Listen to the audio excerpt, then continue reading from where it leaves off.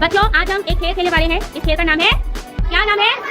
हाँ, अल्फाज की तलाश। इसमें आपको दो टीमों में तकसीम किया जाएगा। एक टीम किसकी होगी? बॉयज की। और दूसरी टीम? ब्लैक बोर्ड पर कुछ अल्फाज लिखे हुए दिखाई दे रहे हैं आपको। दो टोपियां भी दिखाई दे रही होगी आप लोगों को। एक टोपी किसकी है और दूसरी?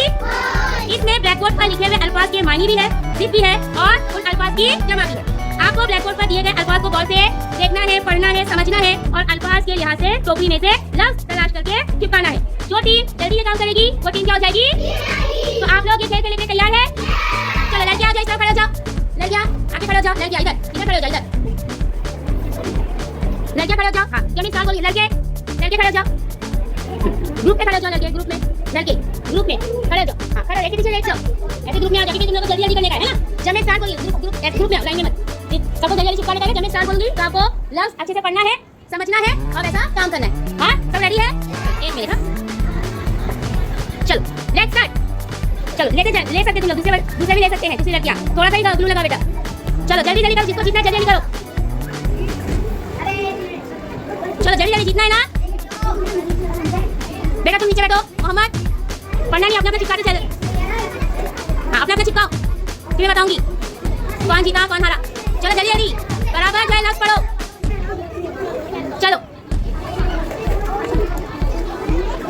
थोड़ा सी हेल्प करो चिपकाने में।